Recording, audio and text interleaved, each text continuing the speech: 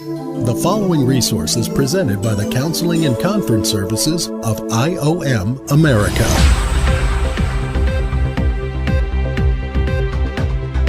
Welcome to Identity Matters Podcast. Hi, my name is Steve Phinney, and I will be your speaker today. Every believer needs to understand who they are in Christ, and our new series, Identity Theft, will do just that. Help each believer truly know who they are in Christ. Thank you for joining us.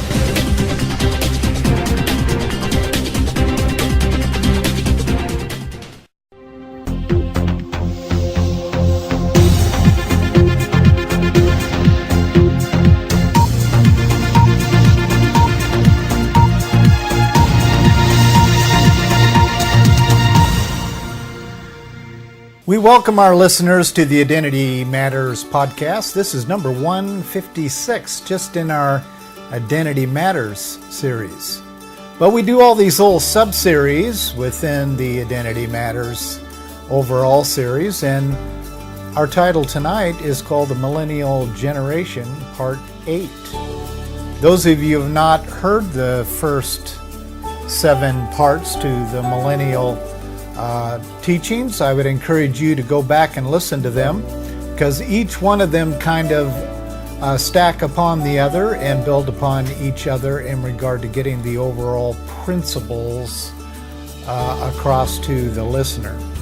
So we do thank you for joining us, and I want you to open up your Bibles if you have them. Those of you who are listening through our sermon.net podcast, you'll notice right there on your smartphone or on your laptop where it has the passage, Matthew 10, verses 34 through 39. Just tap on that and a Bible will open up. And as you're listening to the podcast, you can actually be looking at the scriptures we're preaching from. So I want you to check this out.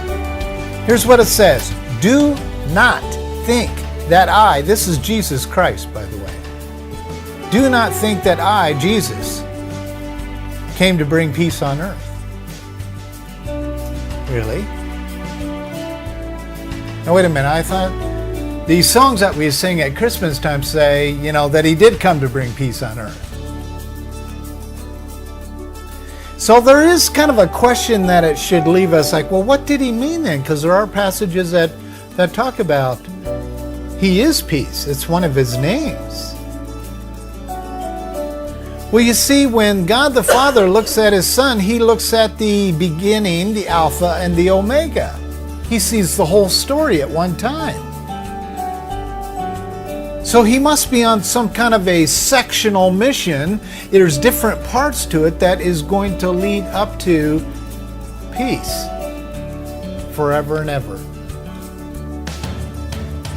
But here he says in the beginning part of his ministry was only how long? It was 20 years? 3.5 years, not 3. 3.5 years. It is symbolic, and it is literally setting us up for an image of understanding the first 3.5 years of the tribulation. What is the first 3.5 years of the tribulation? What is the reputation that's already been attached to the first 3.5 years of the tribulation? Peace. And here he comes out with this radical statement. I mean, this is really radical. The new millennial Jesus is not going to say this, okay? But here's what he says. I did not come to bring peace, but a sword, and it will not be made out of oak. So Jesus saying, don't think that I came here to bring you all peace. I came not for peace, but with a sword. Now there's lots of symbolism connected to the sword as well. It could go something like this. Do not think that I came to bring you peace, the Antichrist type of peace. I did not come to bring you that kind of peace, but I came to bring you the sword of the Spirit. Truth. And that's exactly what he did. And then he goes on to say, for I came to set a man against his father. Really? And a daughter against her mother? Sorry, honey. And a daughter-in-law against her mother-in-law? And a man's enemies will be the members of his own household. And then he says, he who loves his father or mother more than me is not worthy of me. And he who loves son or daughter more than me is not worthy of me. And he who does not take up his cross and follow after me is not worthy of me. He who has found his life will lose it. And he who has lost his life for my sake will find it. Now,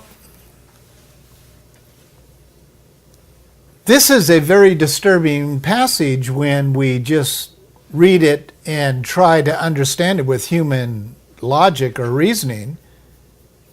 This just does not sound like the Jesus that we are called to serve. Because we live in a world where you basically passively avoid conflict the best that you can. And you don't talk to each other, and you don't try to resolve things. You don't try to create any waves. You want peace at all cost. Well, I'm here to tell you at 602-292-2982 is that kind of peace is the Antichrist peace. When you are constantly taking the lower pathway of peace, but there is no peace, you are functioning as a coward. It's Antichrist peace. This is what Jesus is addressing here. I didn't come to bring you Antichrist peace. Fake peace where you're nodding your heads and smiling at each other and giving each other's hugs while you're stabbing each other in the back. See, that's not peace. The type of peace that Jesus is talking about here is carrying your sword and dragging that cross as you are walking in and through Jesus Christ. The cross is the historical symbol of torture. So, there is a very, very powerful statement being made here. And the enemy will go to any extreme that he can in a person's life to have them do the self-effort in every piece of these verses. Self-effort peace is the Antichrist peace. If you're a people pleaser, you are functioning as the Antichrist. That's a 602, sorry. There is no real Jesus in that. But see, we have labeled it more of a psychological label or a personality trait. I'm kind of a people pleaser, and we kind of handle it like it's no big deal. Well, it's really, why don't you just say it as it is? You know, I'm kind of an Antichrist. I'm not going to confront my fears. I'm not going to confront my enemy. I'm not going to... You see, it is a cowardice way of getting around the gospel. It means you're ashamed of the gospel. I am not afraid to say to my wife or my children or my grandchildren or my adopted children or my spiritual children, I'm not afraid to say to them, I will choose Jesus over you any day of the week, any moment of those days. You see, I want to leave this world and enter my real world, which is the world that is being prepared for all of us. I want to enter that with such a wild boldness and authenticity of true faith, which is Jesus' faith in me, that I am willing to forsake my father, mother, brother, sister, son, daughter, daughter-in-law's father. Yeah, forsake it all for the sake of being held in a worthy category.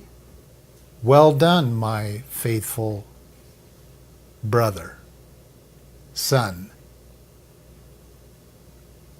That's what I want to hear.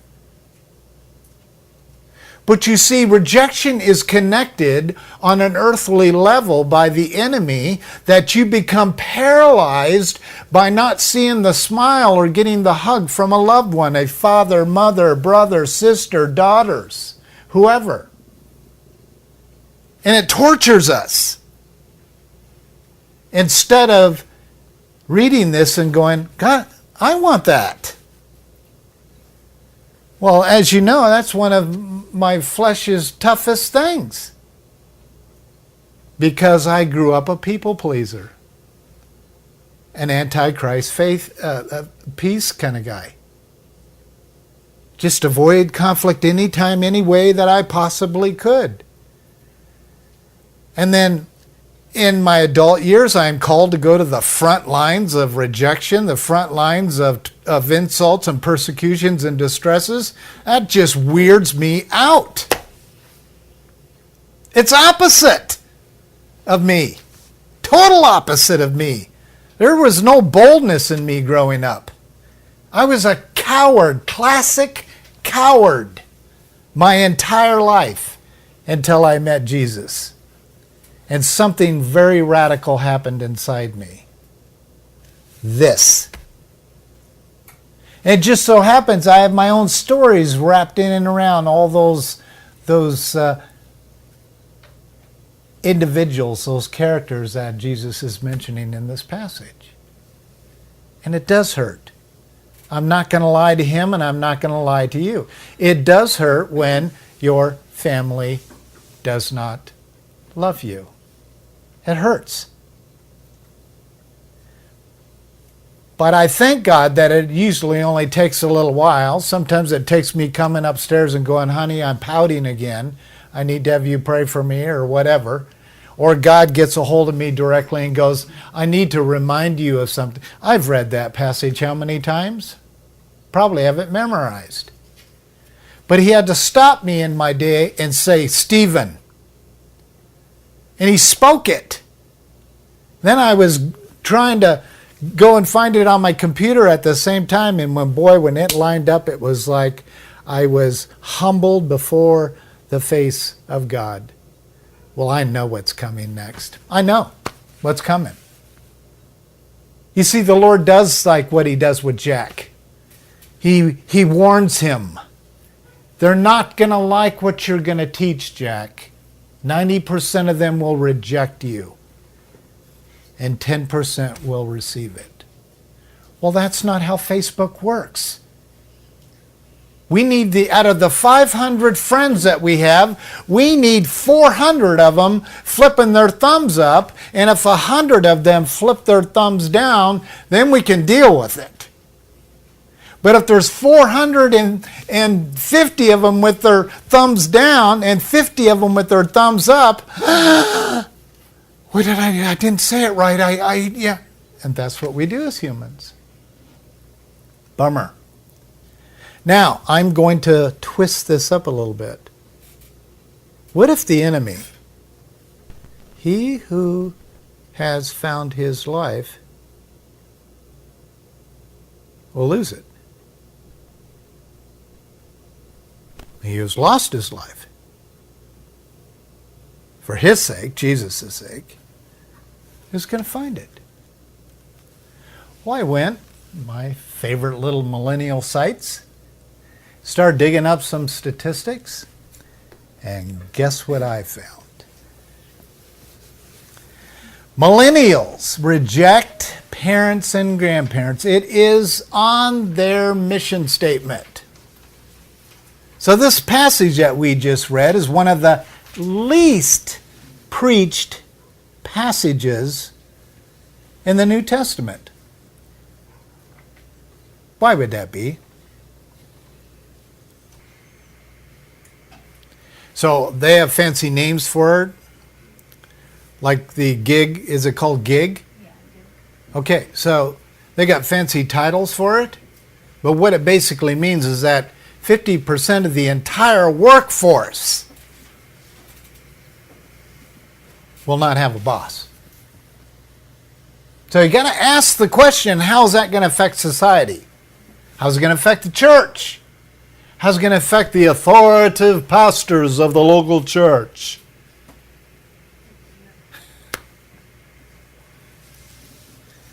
So, the people are used to assuming that Jesus came to bring peace. And I would add to that prosperity. I think they have a title for that, Shannon, don't they? What's it called? Prosperity Gospel. The prosperity gospel. Whatever happened to the gospel of Jesus Christ? No, we got social gospel. We got prosperity gospel. We have the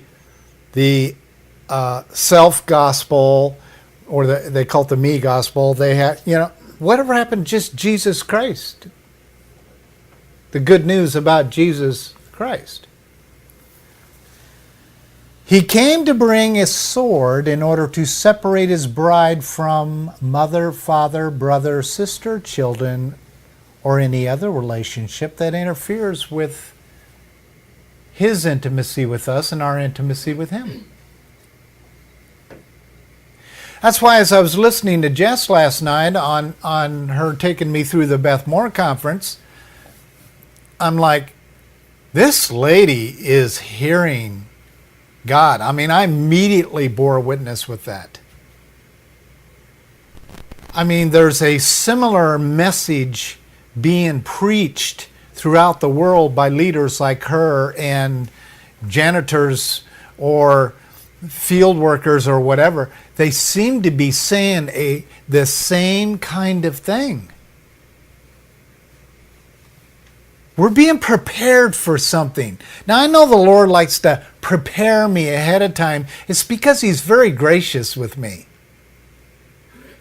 And I am ministered to when He gives me these little golden nuggets. But then it doesn't really take me long to know something very significant is about to happen. It usually involves me being afraid. Because why would He send some message if I'm going to preach on something that I am not afraid to preach on, like tonight? But I'm telling you, there's certain groups, certain situations that I'm in, I get flooded with fear and I can't breathe. This is your pastor, your podcast preacher talking. I cannot breathe. I can't move my hands from the pulpit because they're shaking so bad. Yes, that's at 61 years of age. I still have fear that binds me.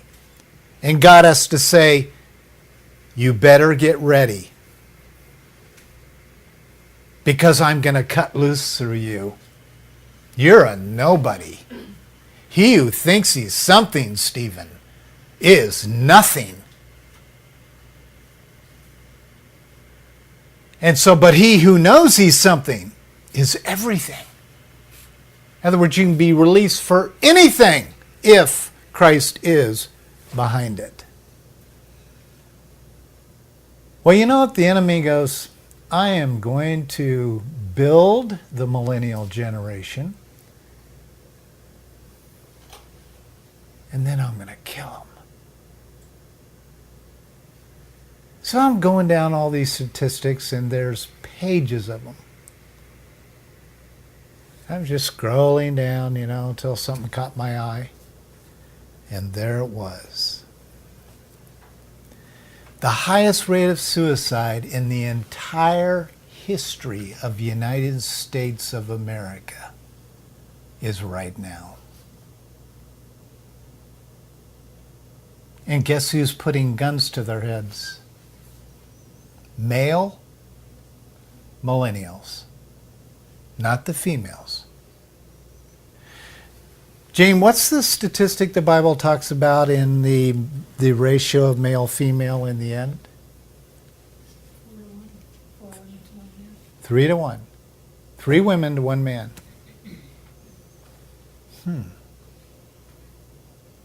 If Z generation is the last generation, possibly.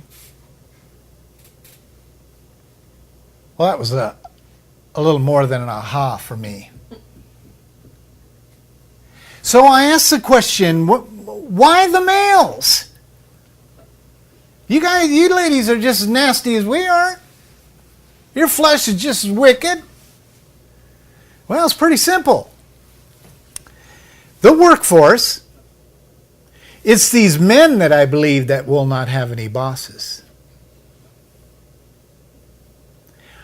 The women, this is just normal statistics for you.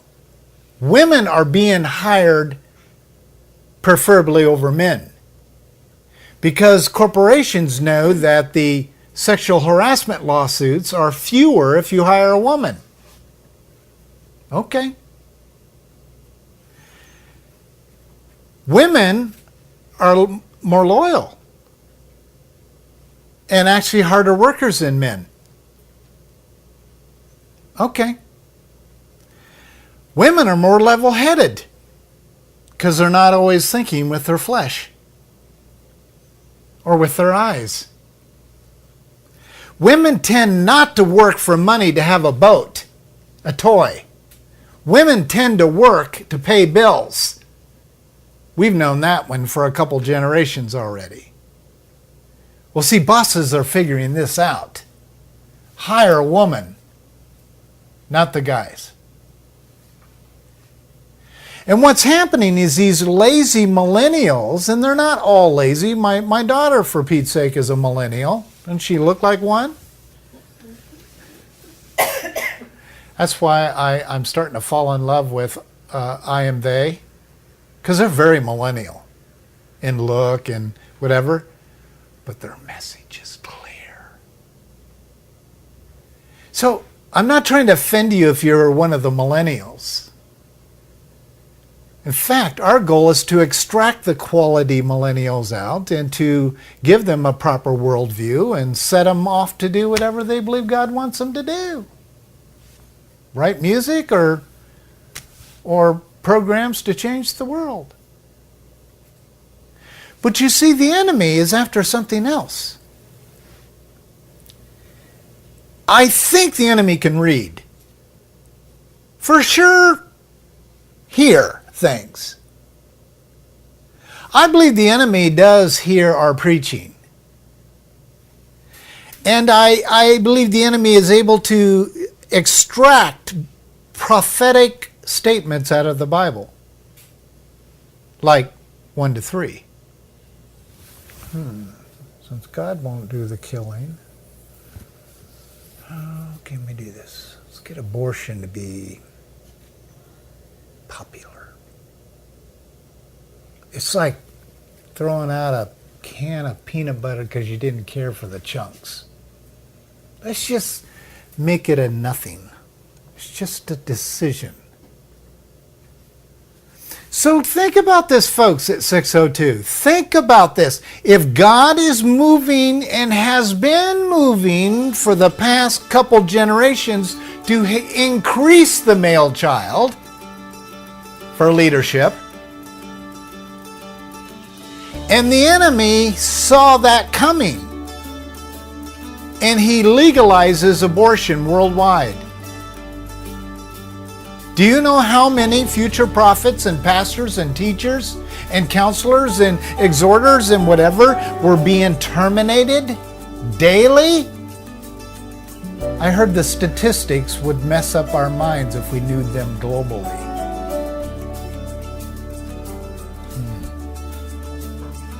And now we got suicides at such a rapid, fast pace that men are dropping into God only knows where through these suicides. And what is it going to leave the world with? the disease. Now, what were we talking about before the service kicked in about the millennials are known for listening to who, Cindy? Daddies or mommies?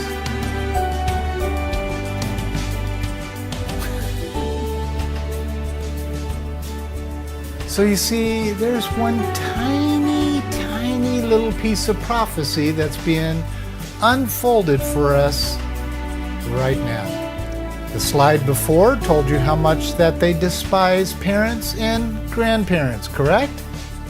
Well, you know, I hate to think like the enemy, but I do like to belly up to his conference table and listen once in a while.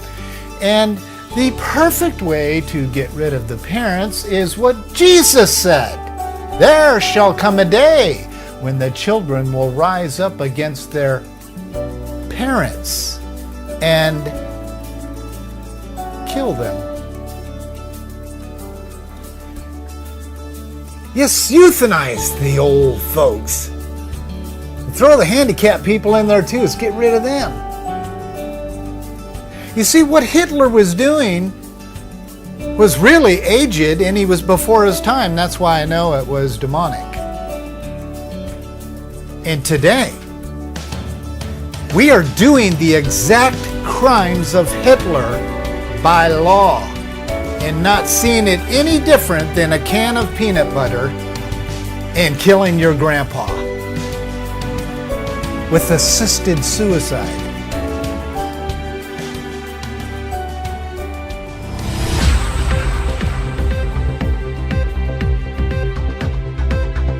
You've been listening to Identity Matters Podcast. We appreciate having you join us today. Feel free to log on to our website at www.iomamerica.org. We have lots of resources available for you on the believer's identity in Christ. Again, thank you for joining us.